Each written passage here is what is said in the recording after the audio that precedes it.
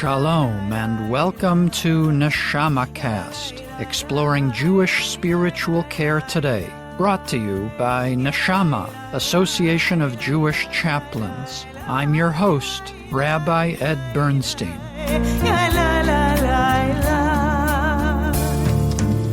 This episode will drop in the week prior to when the Jewish world reads Parshat Yitro from the book of Exodus, chapters 18 through 20. The reading contains Aseret HaDibrot, the Ten Commandments. The fifth commandment is Kabed et avicha v'et imecha, honor your father and your mother. I'm sure many, if not most of us, can relate on a personal level to the challenges we face in upholding this mitzvah.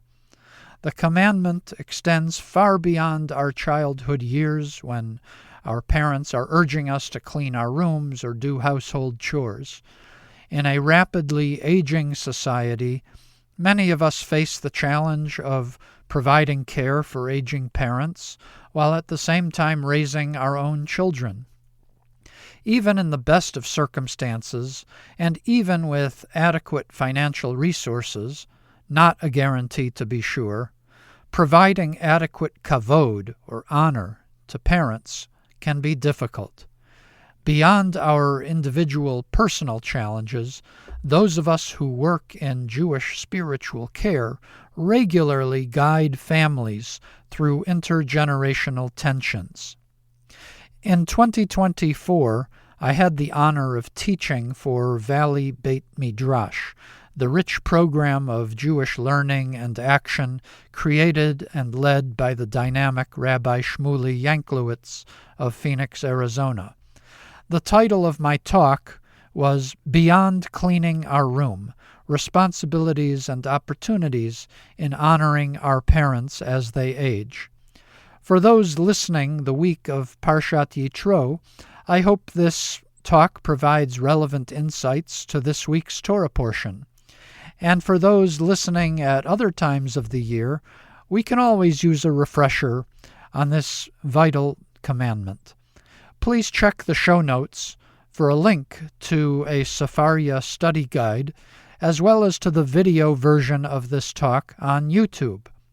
Through our focus on Kibud Av V'Em, I hope this will bring us a step closer to healing our world.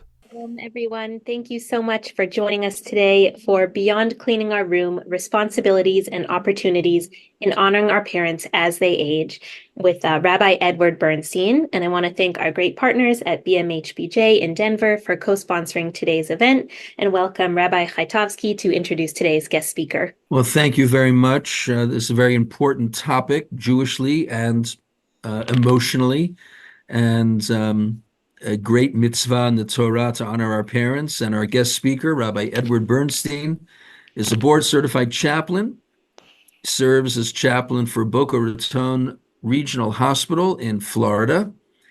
He's a podcaster, hosts two podcasts, the NeshamaCast, a podcast exploring Jewish spiritual care, as well. He also hosts My Teacher podcast. He edited Love Finer Than Wine, the writings of Matthew Eisenfeld and Sarah Duker, two victims of a terrorist attack in Israel quite a few years ago, a 2016 National Jewish Book Awards finalist. Rabbi Bernstein was ordained at the Jewish Theological Seminary. He has been a pulpit rabbi serving congregations in New Rochelle, New York, Beechwood, Ohio, and Boynton Beach, Florida. He's also served on the faculty of Camp Ramad Darom, Moshe House, and the JTS Florida office. It's a pleasure to introduce my colleague, Rabbi Edward Bernstein. Please give him your undivided attention. Thank you very much, Rabbi Chaitovsky, for the beautiful introduction. Thank you to Rav Shmuley and Alex and the VBM team. Honored to be back at Valley Beit Midrash, and I also want to thank BMHBJ in Denver for being partners in the program. It's good to see some familiar faces from when I've spoken previously in the Zoom room, in the live audience. And I'll note that I myself listen to most of the VBM programs by podcast. And so let me say welcome to all of those who will be joining us at a later time via podcast or YouTube. Rav Shmuley, as many of you know, likes to start the classes that he teaches with a poll. So I'm going to follow in Rav Shmuley's tradition. Our next major holiday is Shavuot, when we celebrate Zman Matan Toratenu, the season for the giving of our Torah. So here's the poll. You're standing at Mount Sinai. You hear the 10 Commandments. You hear the 5th commandment, honor your father and mother. What is your reaction? 1, easy, piece of cake. 2, oh no, that's the hardest of all of them. 3, it starts out hard when I'm a child and my parents tell me all I need to do, but it gets easier as I age. 4, it starts out easy. As a child, I need to be told what to do, but honoring them as they age is harder. Easy piece of cake, 13%. Oh no, that's the hardest of all of them, 25%. It starts out hard, but it gets easier, 50%. It starts out easy, but it gets harder going on, 13%. Okay, interesting dispersion here, with the winner going to starting out hard, but getting easier.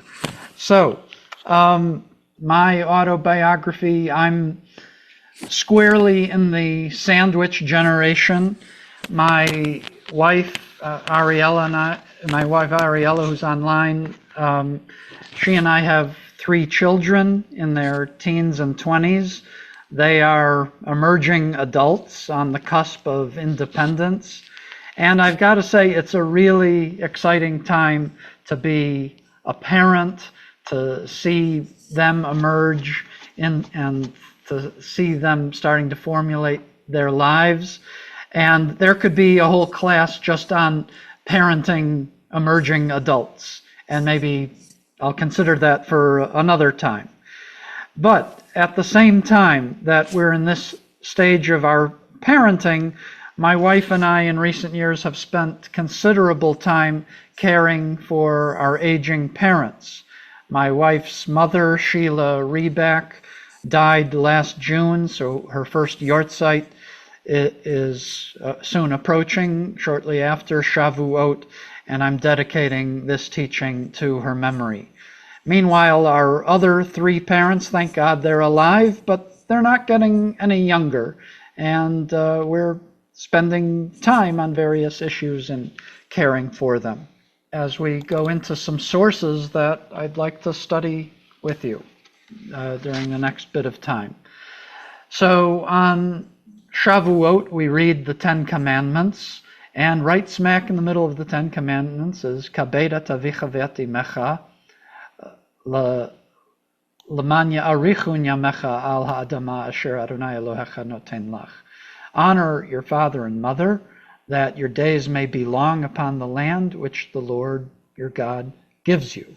And we have the parallel text in the Deuteronomy version of the 10 Commandments.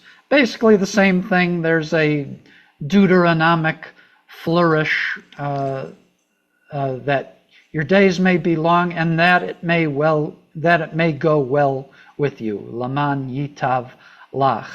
There's not much to read into that aside from it being stylistic in Sefer Devarim.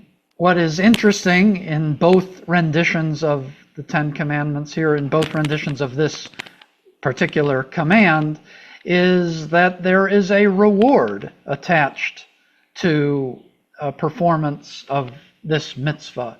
You don't get this too often. Sometimes you get a penalty for not doing a mitzvah, like we just had Pesach, and if you don't eat matzah, there's a punishment involved.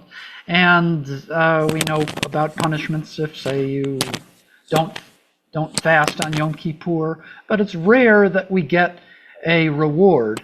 And there are only 2 places in all of Torah that have this particular reward attached, the reward of long life.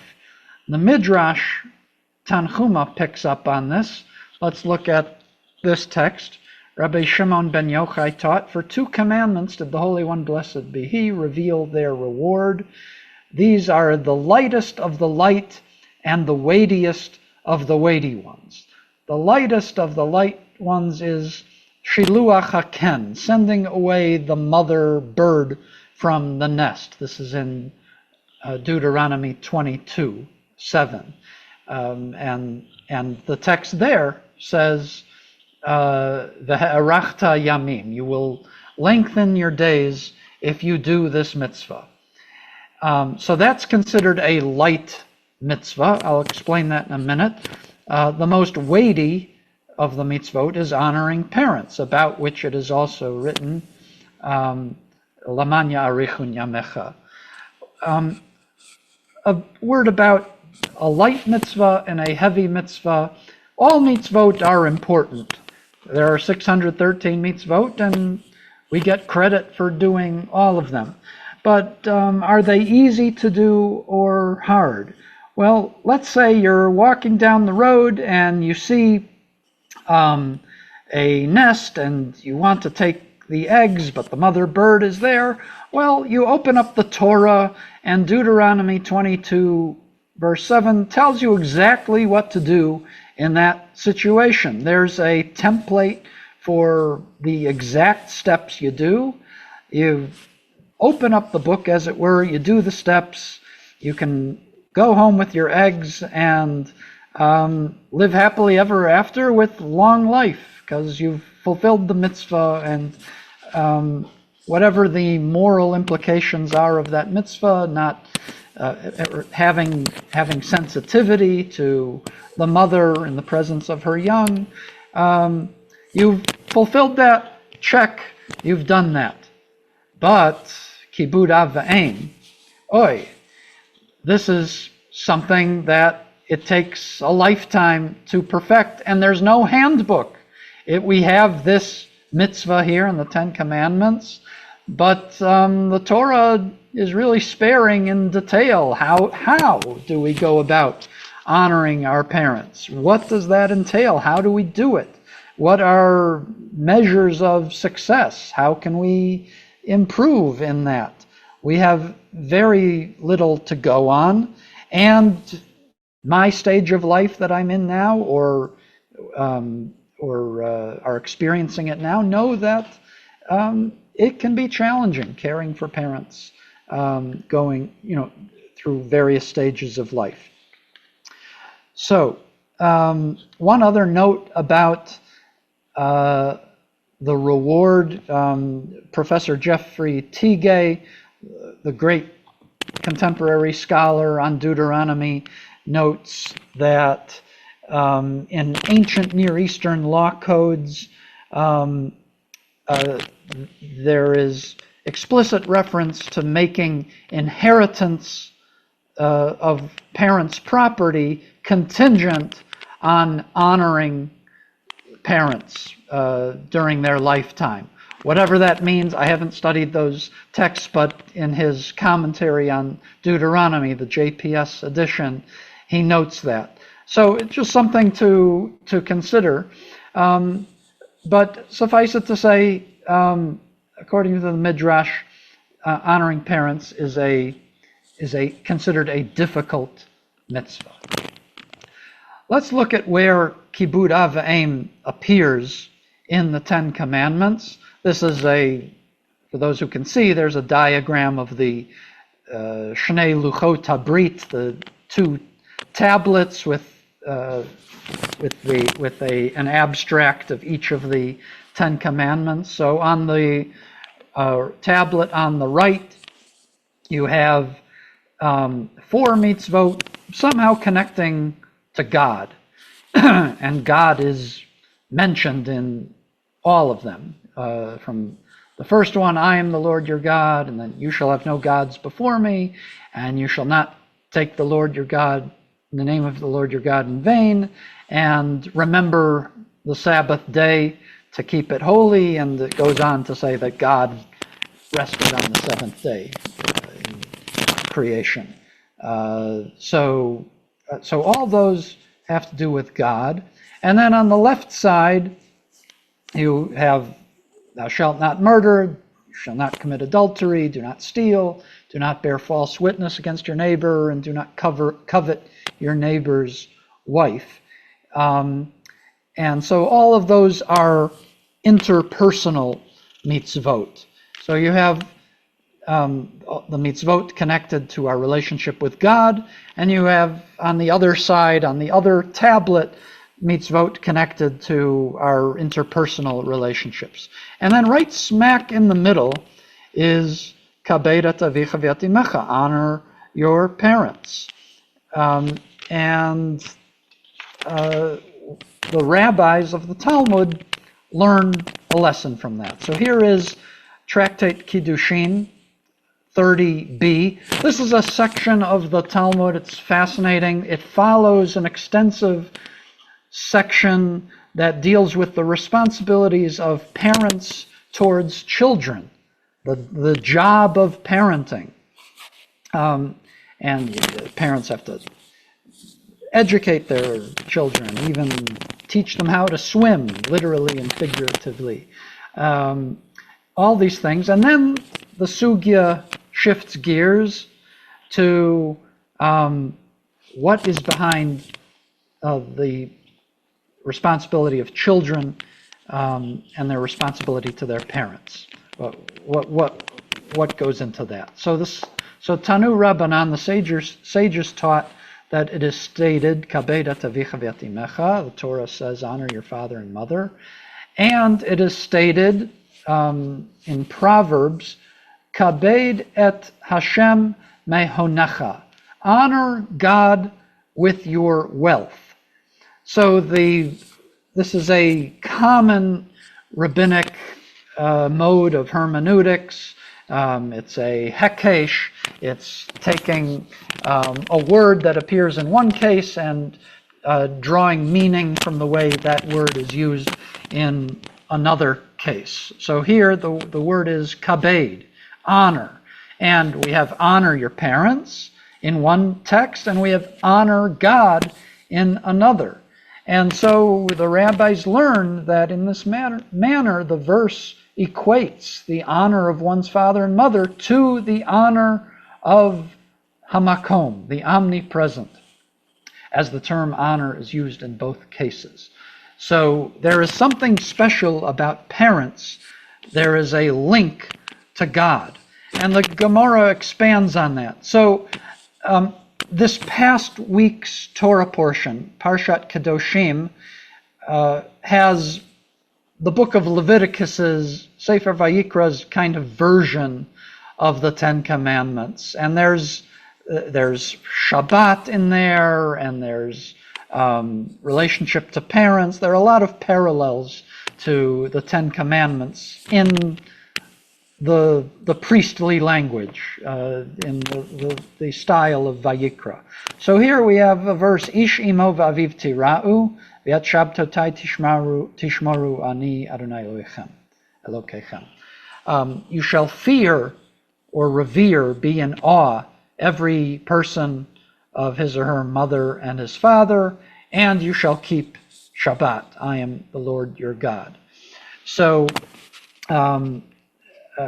there's this sense of awe of one's parents. And so Kiddushin, the Talmud, the rabbis in the Talmud explain that. So they explained Kibud Av V'Aim in light of how the Torah says you have to honor parents and you have to honor God. And there's a close parallel between those two entities, parents and God. And the rabbis do the same thing with respect to the Leviticus verse. It's stated, a man shall fear his mother and father, and it is stated, Et Hashem Elokecha tira v'oto ta'avod. that is in Deuteronomy 6, chapter 6, verse 13. You shall fear your God, and God you shall serve. So the rabbis say here too, the verse equates the fear of one's father and mother to the fear of the omnipresent, hamakom, mora'at hamakom. So what are the rabbis doing here? They're saying parents we have to honor and fear, God we have to honor and fear. And so the rabbis go on to say, and so too the equating of one's attitude toward the parents, equating of one's attitude toward their parents to their attitude toward God is a logical derivation, as the three of them are partners in creation. Shlosha shutafin hein ba'adam. They are the three partners in creation. You might hear your local rabbi say this at a wedding at some point, or at a bris or a baby naming. As the sages taught, there are three partners in the forming of a person: the Holy One, blessed be He, who provides the soul, and his father and his mother. When a person honors his father and mother, the Holy One, blessed be He, says, I ascribe credit to them as if I dwelt between them, and they honor me as well. Ke'ilu darti beinehem bechibduni. When you honor your parents, you are in the process honoring God. So there is this close parallel, and that's why we have that visual of kibud av v'aim right smack in the middle. I mean, it's honoring people. It's on one hand an interpersonal relationship. On the other hand, it is closely connected to our relationship to the divine. Honoring parents is it. So here's a question: if honoring parents is godlike, then how we treat our parents must in some way parallel our treatment of God. As I've been preparing for this shiur, dear friend and classmate of mine from JTS, Rabbi Shai Held, published his absolute masterpiece, wonderful new book called Judaism is About Love. I highly recommend it, and I'll put in a plug. I hope VBM will soon bring Rabbi Held back to discuss his new book in more detail. In his new book, Rabbi Held notes how the relationship of God and the Jewish people are described in Jewish prayer. Before the Shema, if you're familiar with the liturgy, we say, Ahava, Rabbah, Avtanu, with great love, God has loved us. And then in response, we say the Shema, and immediately after the verse Shema Yisrael, we say Ve'ahavta et Hashem Elokecha. We say you shall love the Lord your God with all your heart, with all your soul, with all your might. So God, we acknowledge that God loves us, and in response, Rabbi Held reminds us that God bids us to love God back.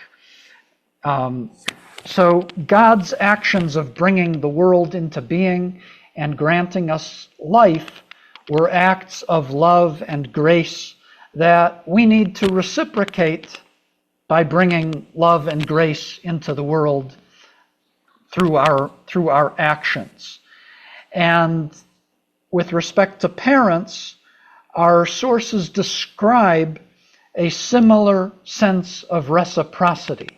So there are a few things going on. One, honoring parents is a way of showing love to God directly. It's a way of actually doing Ve'ahavta et Hashem Elokecha. It's a way of loving God. But also the relationship of us and our parents parallels this reciprocity. God does for us, we do for God. Parents do for us, we do for parents. So let's look at a source here that I think explains this. There's a passage from the Talmud, Shabbat 127a, that is included in the morning liturgy. If you go way at the beginning of your Siddur, usually before the part where the prayer leader comes in at the start of the morning service, there are the blessings of Torah study, and there are passages of study, one of which is this passage from Shabbat 127, Elu dvarim she'adam ochel peirotehem ba'olam hazeh v'hakeren kayemet lo le'olam haba. These are the things that a person, when you do these mitzvot, you enjoy the fruits in this world, and you enjoy the principle, the real good stuff in the world to come. So you can kind of collect interest or dividends in this world, but you can tap into the principle in the world to come. Ve'elu hein kibud av ve'em ugmilut chasadim. So honoring your father and mother, and I'll translate gemilut chasadim as acts of loving kindness. That's common translation. And the text goes on with other important mitzvot.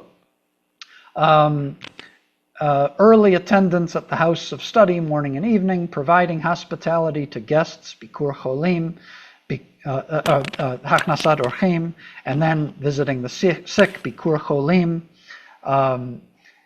participating in making a wedding, accompanying the dead to the grave, concentrating on the meaning of prayers, making peace between fellow men and between husband and wife, and the study of Torah is equal to them all. Talmud Torah keneged kulam. So we have this category of gemilut chasadim, but then we have a whole list of a bunch of things that are considered gemilut chasadim, acts of loving kindness. So welcoming guests and visiting the sick and accompanying the dead, and bringing peace between people. All of those could be considered gemilut chasadim. However, before gemilut chasadim is kibud av ve'em. So why is kibud av ve'em listed first before gemilut chasadim? I believe, this is my reading, and maybe I heard this somewhere and I just can't remember the source, so I'm willing to attribute it to someone else, but I believe that kibud av ve'em, honoring your parents, is the paradigmatic example of gemilut chasadim, or it's the ultimate expression of gemilut chasadim. Why do I say that? Because if you actually drill down into the words of gemilut chasadim, the word gamal, in this context, the verb means to pay back kindness. So why doesn't this text just say, do chesed, aseh chesed, do loving kindness, bring kindness into the world? Why does the text go out of its way to say you have to pay back kindness into the world? You have to reciprocate the kindness that you receive and bring more back. Pay it back and pay it forward. And I believe kibud av ve'em is, as the rabbis intended here, is the ultimate expression of gemilut chasadim, because it involves paying back a debt. Your parents bring you into the world, and honoring them is a way of saying thank you for the love that brought you into the world. I found some confirmation of this thesis in Sefer HaChinuch. This is a text that was composed in medieval Spain. There around between 1255 and 1285. The author is anonymous. Some believe it's by a Rabbi Aharon Halevi, who he gave great bar mitzvah presents. This was the book Sefer HaChinuch, which is a listing of all of the 613 commandments in Torah as he understood them. He compiled this list and gave it as a bar mitzvah gift to his son. There's a mitzvah where he talks about kibud av v'em. He says, "Mishorshei mitzvah zo shera'ui lo la'adam sheyakir v'gmol chesed." From the roots of this commandment of kibud av v'em, honoring your parents, is that it is fitting for a person to acknowledge and return kindness to people who are good to him and not or her, and not to be an ungrateful scoundrel, because that is a bad and repulsive attribute before God and people. And he should take to heart that the father and the mother are the cause of his being in the world, and hence it is truly fitting to honor them in every way and give every benefit he can to them, because they brought him to the world and worked hard for him when he was little. And this is a gender-specific text and translation, so I may be only reading the male pronouns, but of course we include female as well. Once one fixes this idea in his or her soul, he will move up from it to recognize the good of God, who is the cause and the cause of his ancestors until Adam Harishon, first person, Adam, and that he took him out into the world's air and fulfilled his needs every day and made his body strong and able to stand, and gave him a mind that knows and learns. For without the mind that God granted him, he would be like a horse or a mule who does not understand. And he should think at length about how very fitting it is to be careful in his worship of the blessed be he. So here, Sefer HaChinuch connects honoring one's parents to service of God, and also says that that honoring parents very much is paying back a debt. It's gemilut chasadim par excellence. It's the ultimate expression of paying back kindness. So all of this is to honoring one's parents. To go deeper into the complexity of this mitzvah, we have to ask, so what does kibud, honor, require anyway? So for this, I have some selections from the Talmud, a bunch of stories, and I'll try to get through all of them, or as many as we can. And the Talmud illustrates honoring one's parents through these telling narratives. Rav Yehuda says that Shmuel says they asked Rabbi Eliezer, how far must one go to fulfill the mitzvah of honoring one's father and mother? Rabbi Eliezer said to them, go and see what one Gentile did for his father in Ashkelon. And the name of the son was Dama ben Netina. Once the sages wished to purchase precious stones from him for the ephod of the high priest. So this wasn't just some random purchase. There was a very specific, important purchase in mind for the garments of the high priest. And they offered him 600,000 gold dinars profit, which is an exorbitant sum. And Rav Kahana taught that it was 800,000 gold dinars profit. So they're offering him close to, let's just say $1 million for these precious jewels. There's a problem, though. They were placed under his father's head, and the father was sleeping, and the son, Dama, was being a good son, honoring his father, and he would not disturb him. No matter how much money was on the table, he would not wake up his father which would be dishonorable, in order to retrieve these jewels. So the rabbis lift this up as a great example of honor. And they, the story goes on. I don't have it all quoted here, but Dama gets a divine reward. He has a flock of cattle, and God blesses him with the birth of the red heifer, which was also, very important in temple times. They sacrificed the red heifer and used the ashes to purify people from the impurity of death. Very important. And he sold the red heifer to the rabbis for only the value of what they offered him for the precious stones, because he could have named top dollar for the red heifer.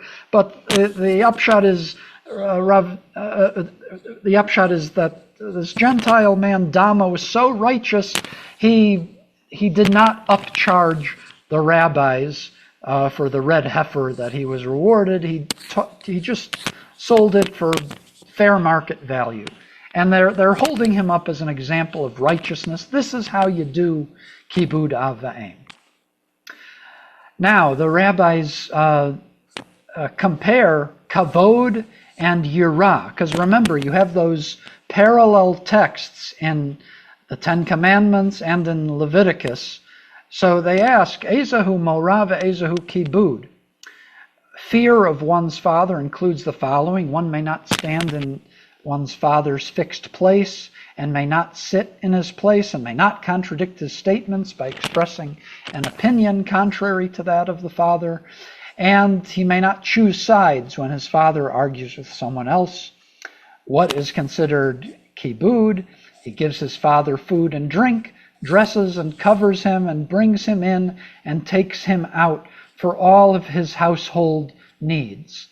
And one can imagine these are things one does to an aging parent, a parent who doesn't have the ability to feed or provide drink for themselves, or to dress themselves, or to go out into the world, to go shopping.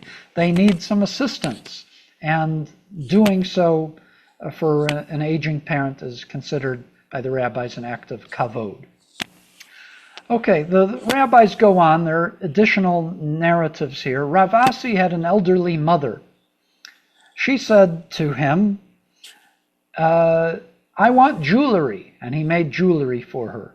She said to him, I want a man whom I can marry. So she's widowed, and she's asking her son to help her make a match. And he says, I will seek one for you. She said to him, I want a husband who is as handsome as you. At this point, he realized that she was senile. She wasn't going to find someone who was half her age to marry, and that he would be unable to fulfill all of her requests. And here's the kicker. Therefore, he left her. This is a rabbi in Babylonia. He left her and went to Eretz Yisrael. So the rabbis are saying that one needs to care for an elderly parent with what seems to be some stages of dementia. And the rabbis are saying that there are limits. You can't be expected to do everything. And we'll see how that plays out in some later texts. There's a debate in later sources over the obligation of children to parents who have lost mental capacity, what we would call dementia. So we'll see a debate about that in a bit. But first, one more section from the Talmud that addresses the financial burden of caring for aging parents, and upon whom the responsibility lies to pay for their care. From whose funds must one give his father food and drink? Rav Yehuda says from the money of the son. Rav Natan bar Oshaya said from the money of the father. Sages gave this following ruling to Rav Yirmiyah, and some say they gave this ruling to the son of Rav Yirmiyah. The halakha is like the one who says it must be paid from the money of the father. So your parents build up a 401k. They even take out a long-term health insurance policy, for long-term care insurance in case they need to go into a nursing home. They have all of those assets, and yet there's an opinion that Rav Yehuda says that nevertheless the children still have to pay out of pocket for the health care costs of their parents. That would be a tough pill to swallow, I think, for many of us, but the rabbis, the majority of the rabbis say, no, if the parents have their own assets, you can tap into them, and therefore the child, the adult children, are not responsible.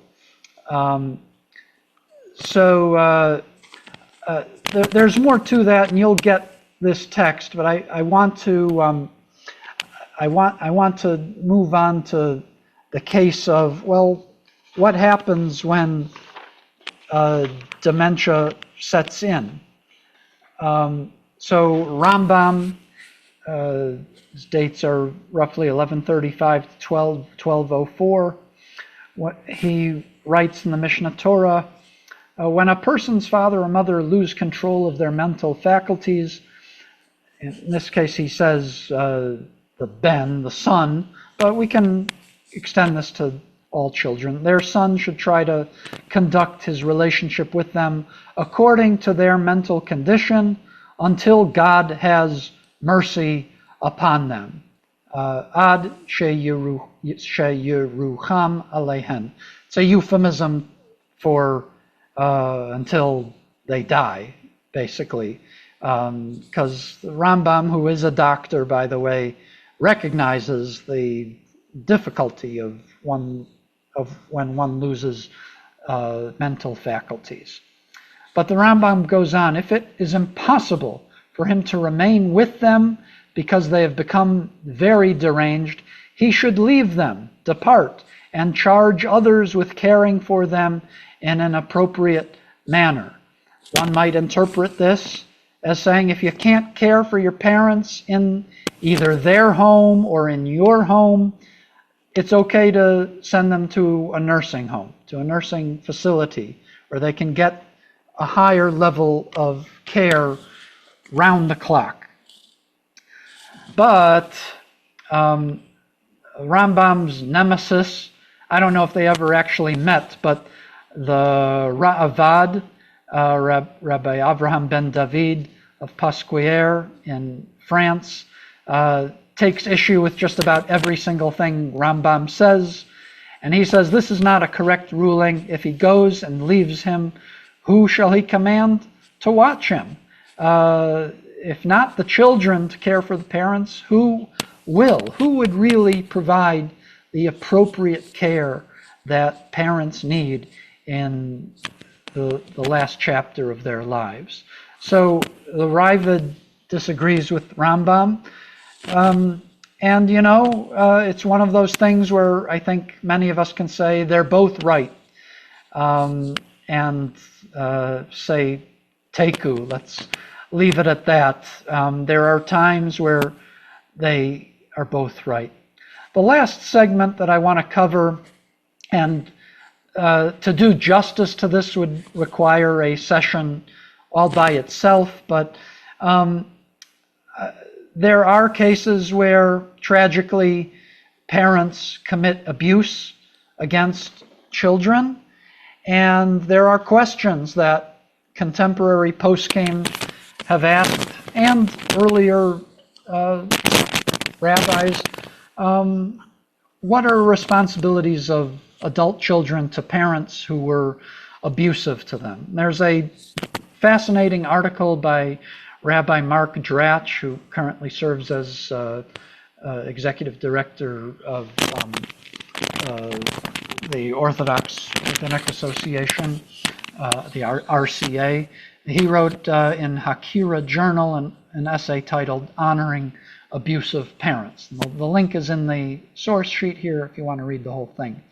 And he quotes a contemporary contemporary posek, Rabbi David Cohen, who says that there's a reason for exempting an abused child from the obligation of honor, asserting that there are limits to how much a person is allowed to spend in order to fulfill a positive commandment, no more than 1/5 of one's monetary assets.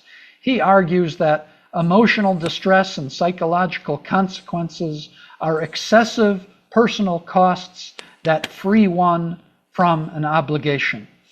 He maintains that halakha does not re-victimize abused children by forcing them to honor their abusers. That would be a price much too high to pay. And he goes on, and Rabbi Dratch also has a section about whether a child is obligated to mourn a deceased parent who was abusive. Is mourning for abusive parents obligatory, discretionary, or prohibited? There is no obligation to mourn for an abusive parent, Rabbi Dratch writes. If the mourning is for the sake of the memory and honor of the deceased, then an abusive parent who is classified as a rasha, an evil person, should not be mourned. And if mourning is for the sake of the living, then it is up to the children to decide in consultation with their rabbis and mental health professionals on their psychological readiness and the appropriateness of engaging in traditional mourning practices. So one may find, even if one was abused by parents, one might find a sense of closure in engaging in some sort of ritual mourning practice. And if that is the case, Rabbi Dratch says, go for it.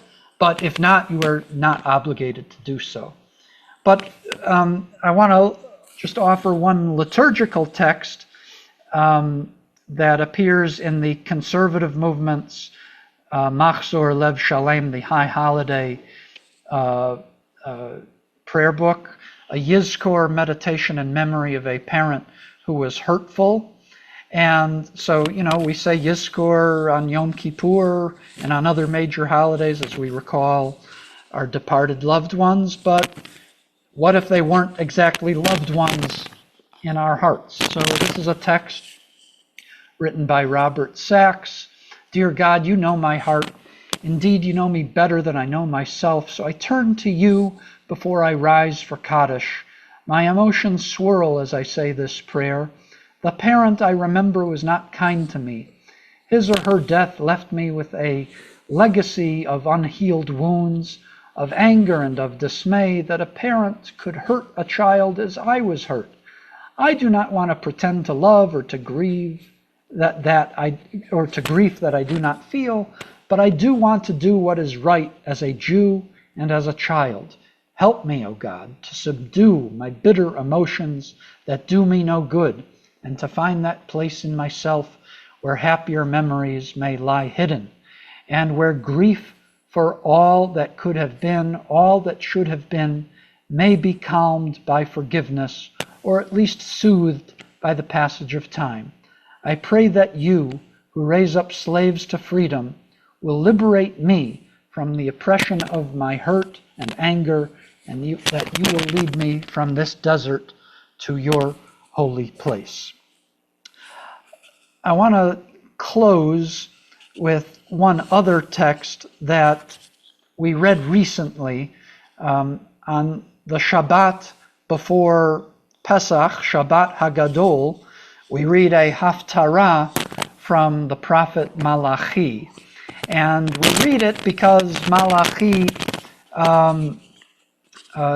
says that Elijah the prophet will return, and he doesn't say it quite this way, but basically Malachi is the first source where we get a sense that Elijah is the forerunner of the Messianic age. So that haftarah ends with Lo, I will send the prophet Elijah to you before the coming of the awesome, fearful day of God. But right before that, we read, V'heshiv lev avot al banim, v'lev banim al avotam. God shall reconcile parents with children and children with their parents, so that when I come, or when the Mashiach comes, I do not strike the whole land with utter destruction. So Malachi, the prophet, is putting forward some sort of proto-vision of the Messianic age, and he could easily say that in the Messianic age the streets will be paved with gold, or that there will be an end to all wars. I mean, some of the other prophets talk about nation shall not lift up sword against nation. That is the Messianic age according to Isaiah. But according to Malachi here, what is the Messianic age? The ultimate expression of the Messianic age is the reconciliation of parents and children. So with this, this is the ultimate expression of long life, the reward that's spoken of in the Ten Commandments, love and respect that transcends generations throughout eternity. So I will pause here and open it up for any comments or questions. Thank you so much. We have a couple minutes left. Would love to take a few questions or comments. If there are any, please feel free to raise your hands and we can call on people to unmute. And you can always write things in the chat as well. Hi, Steve. Hi. I found that as I've gotten older, now I'm 81, my kids treat me as their child. And they're very, very protective of me, always concerned about every little detail of my life and how people are treating me. I'll give you an example. I worked in New York for 45 years. I took the doggone subway every working day for 45 years. Now, when I go visit my kids in New York, they want me to call them every single stop of the subway to let them know where I am. And can I see an S for south or an N for north? That's just an aside. The real question is, and my question is kind of unrelated. What does the word mitzvah mean? When I hear it spoken contemporaneously, I hear it in two contexts. One, mitzvah is a good deed. And two, I hear other people saying it as a commandment, a dictate, something that must be done. Yeah, thank you, Steve. And I first want to just honor what you shared about the stage that you're in your relationship with your parents, and that they're monitoring your movement out of great care for you, and you're navigating that. So I just wanted to lift that up. Mitzvah literally means commandment. In our modern day Jewish parlance, particularly in the English-speaking world, we often talk about doing a mitzvah as doing a nice, kind deed. When we use it in that context, it's usually it would be more accurate to say chesed, to do an act of kindness. But we usually say to do a mitzvah. But literally, you are absolutely correct. A mitzvah is a commandment. I'm having a little trouble defining honoring. You sort of explained it in some ways, and it seems like it's caring for your parents as much as you possibly can until or unless it becomes impossible. And it may be more than just that. And I'm not sure, is eating your vegetables, is that honoring your parents? And that suffices, or do you have to go further than that as you age? And is there a difference in how you define honoring when you're talking about honoring your parents versus honoring God? It seems like there's a different paradigm, different platform for those two modes of honoring somebody or something. Yeah, so that's the complicated thing. The Torah doesn't say, this is what we mean, this is what God means by honor. Here is your working definition. It just says, kabed et avicha v'et imecha. And the rabbis of the Talmud are trying to fill in the blanks here, try to expand on that and let us know a little bit more what that is. And there was the text that we looked at. You can look in the source sheet where the rabbis compare honor and fear or awe. And there's also the text that says when you do honor to your parents, when you bring them honor, you are also honoring God in the process. I want to say one more thing. I mentioned my friend Rabbi Shai Held, and his book came out right before Pesach, and it's fascinating, and I haven't fully digested all of it.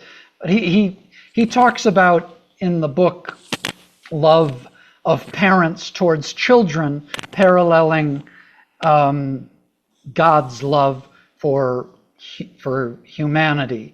And interestingly, he doesn't go into detail about that other side of the relationship, children towards their parents. So I'm working on fleshing that out, that kavod might be a synonym of love. But there are sources that I found that say, no, kavod is different from love, and other sources that say, no, kavod is a synonym of love. And you'll at the end of the source sheet, you'll see a couple of examples on that.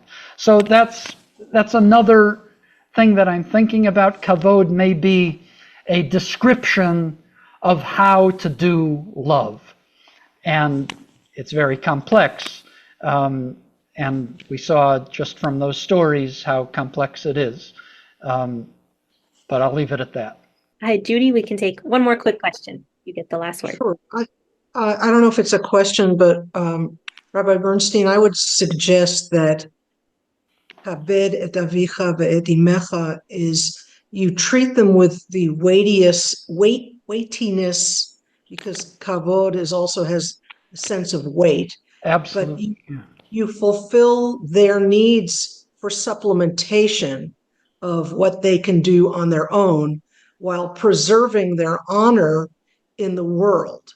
So if a parent is incontinent, you don't yell at them, how come you can't do this? How come you can't walk on your own? You treat them like royalty, but at the same time, you provide quietly for their physical and emotional needs. And I think it also includes preserving their good name. Beautifully stated. I cannot add anything else to your eloquent words. Thank you. And thank you for mentioning the bit about kavod being related to the word kaved, which means heavy or weighty, and that's an important link as well. Thank you so much. Thank you, Rabbi Bernstein, for this great presentation, and thank you all for joining us today.